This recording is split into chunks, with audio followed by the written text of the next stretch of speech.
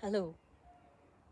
Today I'm going to read from Gayle C. Shirley, More Than Petticoats, Remarkable Montana Women.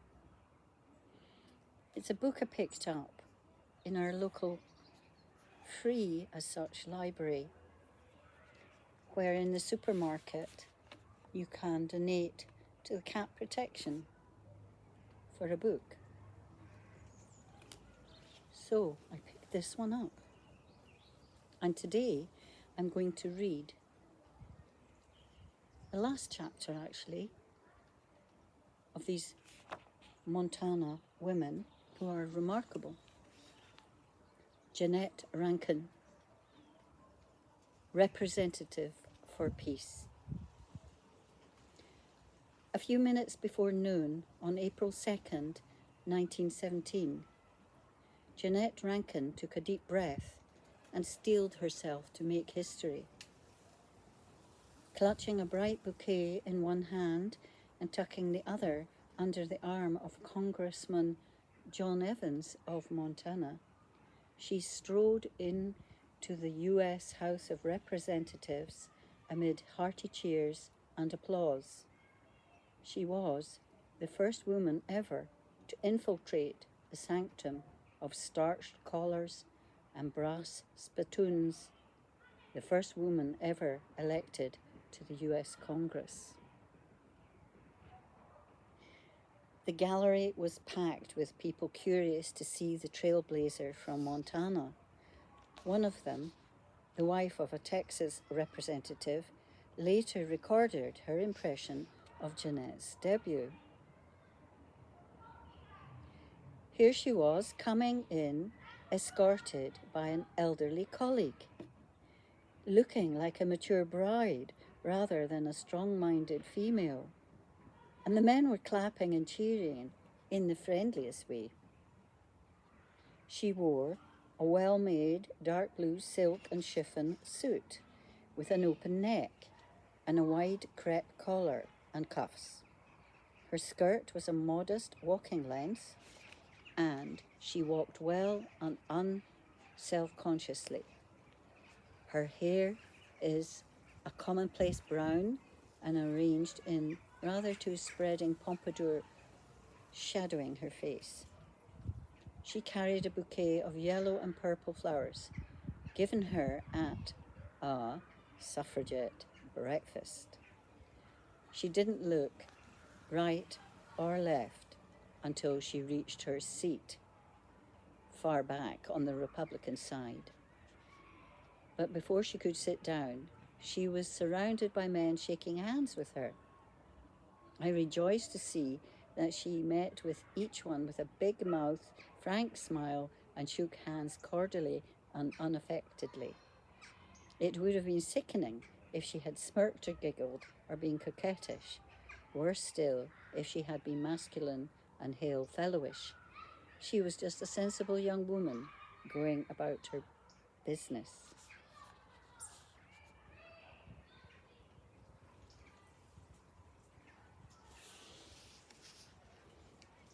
Though Jeannette's first day in Congress had begun in triumph, it was destined to end in anguish. That evening, President Woodrow Wilson would ask a joint session of House and Senate to make the world safe for democracy by joining in the conflict that had been ravaging Europe for the past 3 years. He would ask Congress to declare war on Germany. So far, the United States had remained neutral in the bloody struggle known as for World War I. But in January 1917, Germany had resumed the kind of submarine warfare that had led to the sinking of the British passenger ship Lusitania 2 years earlier. 1,200 people had died, including 124 Americans. Now, fear of German mastery of the seas had many US citizens screaming for revenge. The disclosure in March that Germany was seeking an alliance with Mexico had added fuel to the fire. The whole nation was watching the new representative of womanhood to see how she would answer Wilson's call to arms. Already, Jeannette had been besieged by friends, family, and fellow lawmakers eager to help her make up her mind. Most of them advised her to do her patriotic duty and cast her vote for war. But her sister suffragettes were divided. Some believed in peace at all costs, while others worried that a female vote against war would undermine the fight for women's rights. Even Jeannette's beloved brother, Wellington, pleaded with her to vote a man's vote. To favour peace in these belligerent times, he told her, was to commit political suicide. But Jeannette had always been repelled by the idea of war. In her view, it was a brutal, senseless way for men and nations to resolve their differences. Besides, it was bound to divert the country's energy and attention from the domestic reforms she had hoped to introduce. And she certainly was not about to send young men to their deaths just to save her seat in Congress. The pressure was intense. Clearly, a vote for war would weigh heavy upon her conscience. But a vote for peace would lose her the love and respect of people dear to her. She listened, distraught, to the House debate, hoping to find a way out of her dilemma. By 3 o'clock on the morning of Good Friday, April 7th, 1917, the highly charged speeches had dwindled, and the weary representatives were ready to vote. The war bill had already passed the Senate by an overwhelming margin.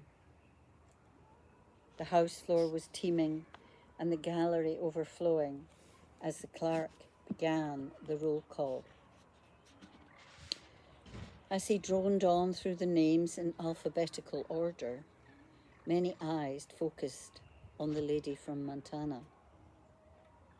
The chamber fell silent when the clerk called her name, but Jeannette didn't answer. She knew she could wait until the second roll call to cast her vote, and she wanted to postpone the painful moment for as long as possible. The clerk began to work his way through the list of lawmakers again. This time, when her name was called, Jeannette stood and, disregarding a House rule forbidding comment during a vote, said quietly, "I wish to stand by my country, but I cannot vote for war." 55 congressmen joined Jeannette in rejecting Wilson's plea, but it was she who bore the brunt of jingoistic outrage. Press and public called her everything from traitor and coward to sentimental fool. The New York Times claimed her vote was proof of feminine incapacity for straight reasoning.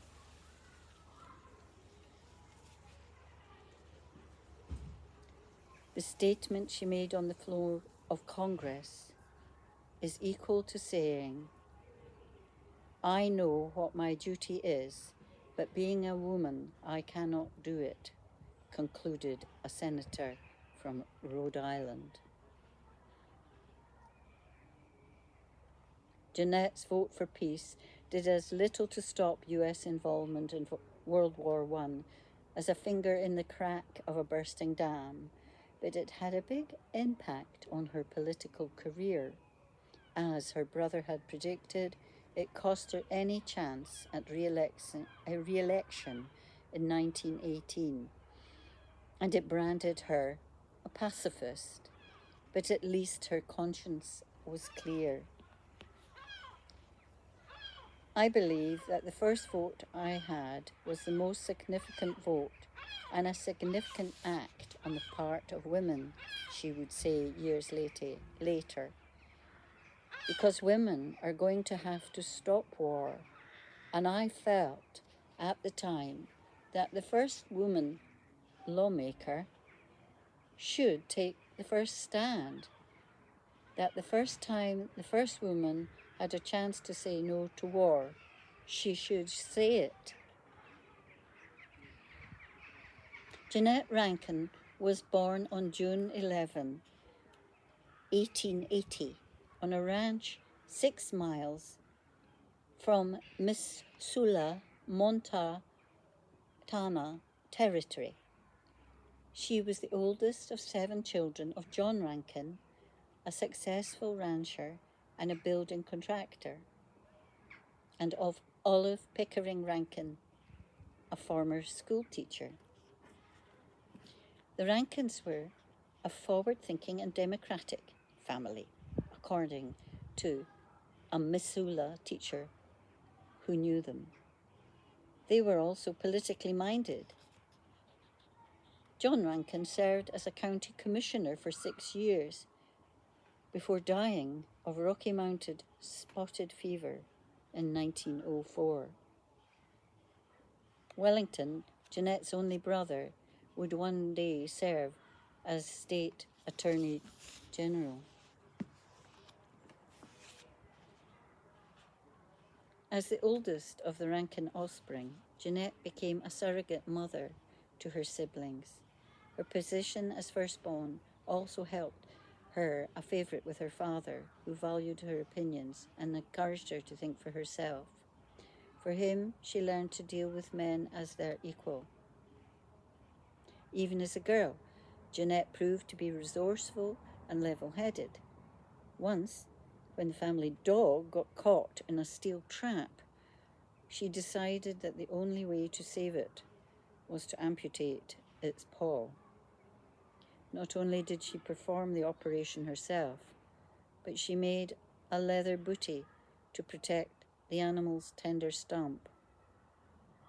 On another occasion, she swiftly and deftly sewed up a gash in the shoulder of her father's favourite horse. Jeannette didn't perform as admirably in school. She found reading, writing, and arithmetic boring, and as a result, earned mediocre grades. But she knew she didn't want to marry and become a perpetual baby machine like her mother. She enrolled at the University of Montana because it was the thing to do, and she graduated in 1902 with a degree in biology. And then she tried teaching in country schools, but quit after finding the classroom just as unpleasant from the teacher's desk as it had been from the students. In the next few years, Jeannette toyed with the idea of becoming a seamstress or a furniture designer. She also visited relatives in Boston and San Francisco, where, for the first time, she witnessed the filth, poverty, and misery of the tenement slums. She was especially appalled by the plight of poor women and children who had no political voice with which to demand a better life. Jeannette decided to try to help the needy by becoming a social worker.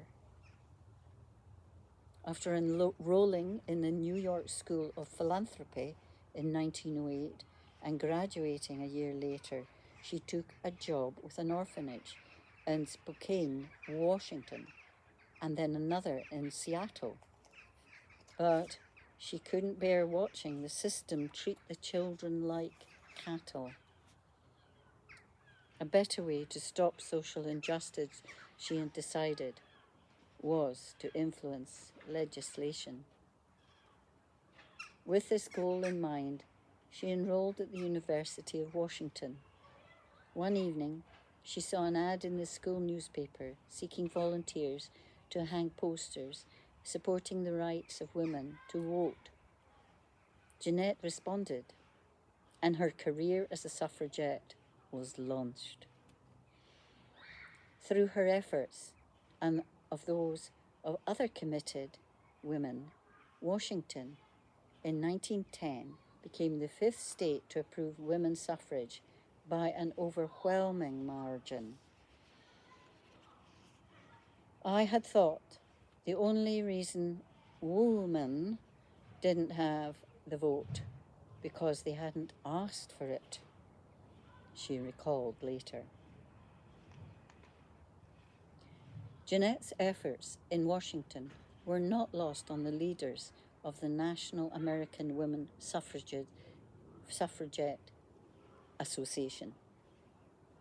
In 1913, the group hired her, and she spent the next 2 years lobbying for female suffrage in 15 states, including Montana.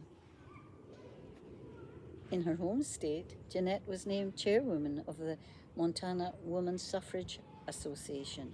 Radiating enthusiasm and geniality, she set out on a 9,000-mile speaking tour, lecturing outside pool halls, at women's teas, or anywhere else she could capture an audience. Along the way, she gained valuable experience in leadership and campaigning, and her efforts helped push a suffrage amendment through the state legislature in 1913, with only 2 dissenting votes in each house. Montana voters, all of them men, ratified the amendment in 1914, making Montana the 11th state to grant women the right to vote and hold public office. But leaders of the suffrage movement still wanted victory on the national level. Jeannette recognized it would be easier to push a suffrage bill through Congress if a woman were amongst its members. So she announced her candidacy for the U.S. House of Representatives. Running as a Republican, she promised to work for an 8-hour day for women, working day, liquor prohibition, child welfare reform, and preparedness that will make for peace. Already a skilled and seasoned speaker, Jeannette once more hit the campaign trail with her brother as advisor and financial backer. Unlike her opponents, who she later noted, who had too much dignity, she wasn't afraid to meet the voters on their own turf, on street corners, at dance halls, in barbershops, and in lumber camps. To those who asked why a woman should sit in Congress, she replied, "There are hundreds of men to care for the nation's tariff and foreign policy and irrigation projects, but there isn't a single woman to look after the nation's greatest asset, its children." Late on election day, November 7th, 1916, Jeannette anxiously called the daily Miss Sullivan to find out how she had fared. The gruff newsman who answered the phone was frantically working on deadline and didn't yet have complete voting results, so he tossed out an answer based on his own assumption. "Oh," he said, "she lost." Jeannette went to bed despondent and woke to headlines proclaiming her opponent's victory. 2 days passed before all the votes were tallied, and it became clear that Jeannette had in fact become the first Congresswoman in U.S. history. It catapulted her into the national limelight. Breathes there a man with heart so brave that he would want to become one of a deliberate body made up of 434 women and himself, the Kentucky Courier Journal asked in awe.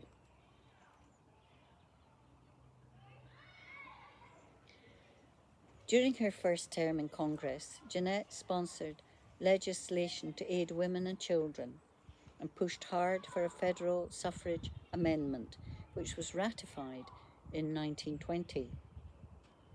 As Wellington had predicted, she lost a bid for the US Senate in 1918 after pointedly campaigning to make the world safe for humanity. But her agonizing anti-war vote, as well as the horrors of World War I, had convinced her there could be no social reform until the nation was at peace.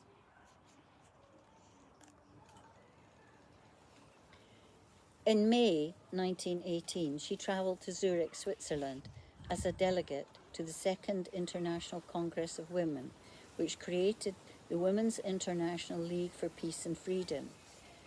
The reckless slaughter of World War I spawned many peace groups, and throughout the 1920s and 30s, Jeannette was active in several of them, including the Women's Peace Union, the National Consumers League, and the National Council for the Prevention of War. In 1924, Jeannette bought a winter home in Georgia, a small farm with neither electricity nor plumbing.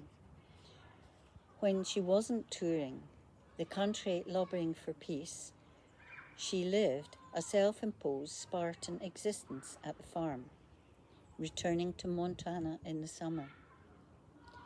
She founded the Georgia Peace Society in 1928. It served as the hub of her peace work until its demise on the eve of World War II.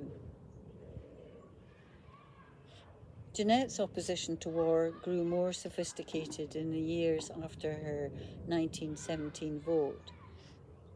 She soon recognized that war stimulated the economy and would never be abolished as long as giant corporations made millions producing weapons and other supplies needed to supply an army. She also more clearly formulated her opinion that educating the world to peace is a woman's job, saying that women were more future-orientated than men as mothers, could teach their children peace habits. Because of her radical ideas, Jeannette was branded a communist by the Atlanta Post of the American Legion.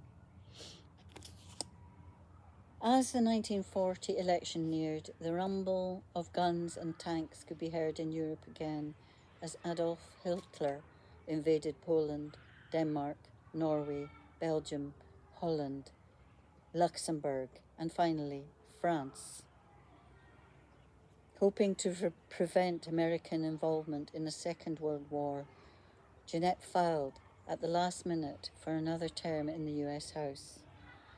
This time her campaign slogan was, "Prepare to the limit for defense, but keep our men out of Europe."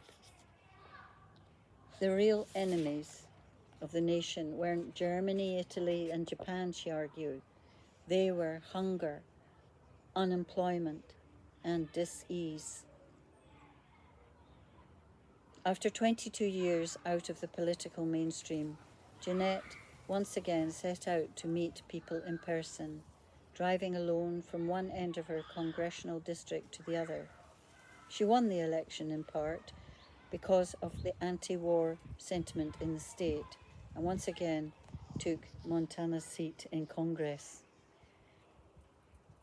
On December 7th, 1941, Jeannette was on her way to Detroit to deliver an anti-war speech when she heard the shocking news that Japan had bombed Pearl Harbor. She rushed back to the Capitol, sure that President Franklin Roosevelt would demand a declaration of war.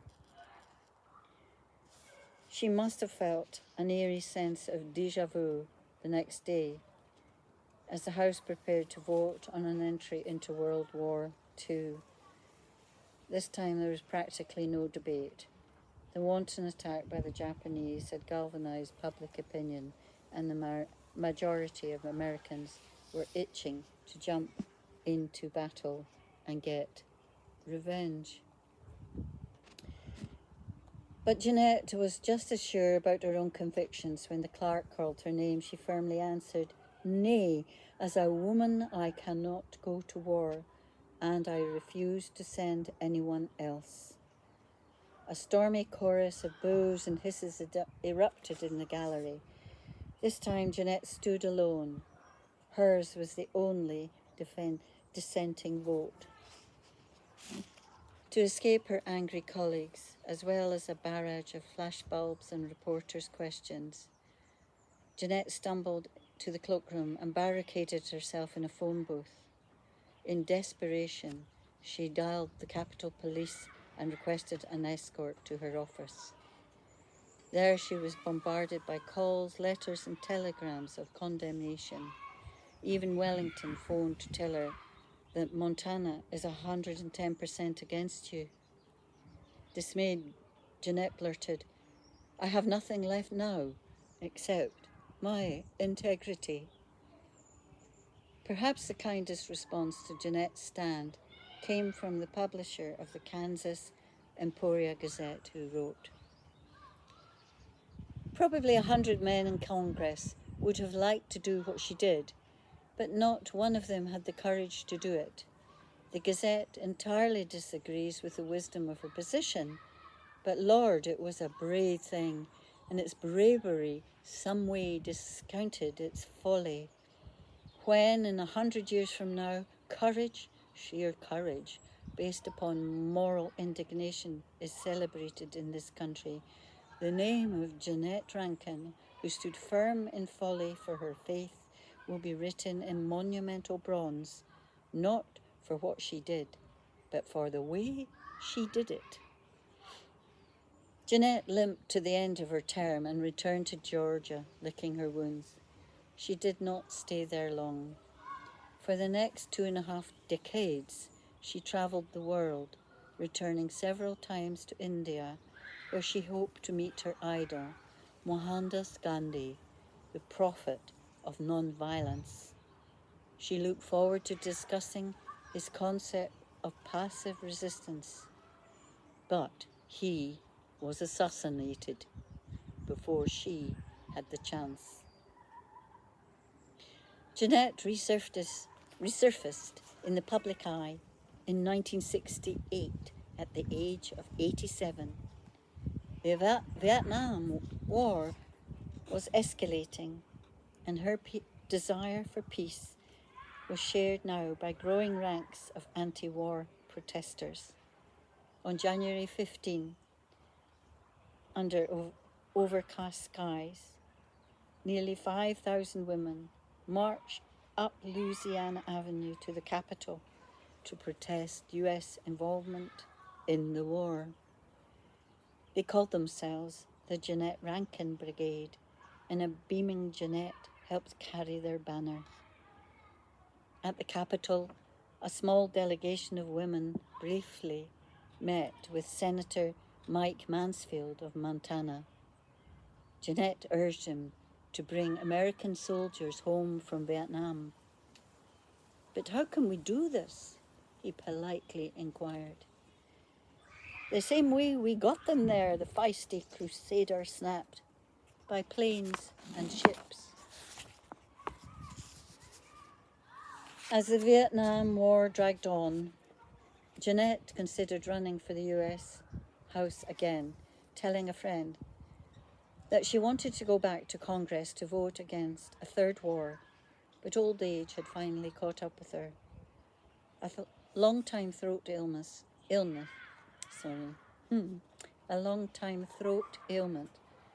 stole her voice and sidelighted her with a crippling pain. She died of a heart attack at a California retirement home on May 18th, 1973. She was not quite 93 years old.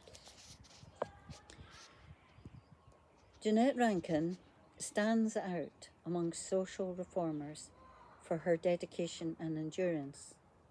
She maintained an intense, often lonely struggle for peace for almost 3/4 of a century, from the progressive era before World War I to the final hours of the Vietnam War. Although she never abandoned her ideals, she did suffer moments of doubt and despair. "I am a bit more frustrated now," she said wistfully towards the end of her life. "I worked for suffrage for years and got it. I've worked for peace for 55 years and haven't come close." But the measure of Jeannette's life was not her failure to abolish war. It was her honesty, integrity, conviction and strength. Few would disagree with the college professor who once told her, "As a gallant warrior for peace and justice, a woman troubled by the tragic social ills which might blight the mind and spirit of man, you give us reason to believe in the future of America."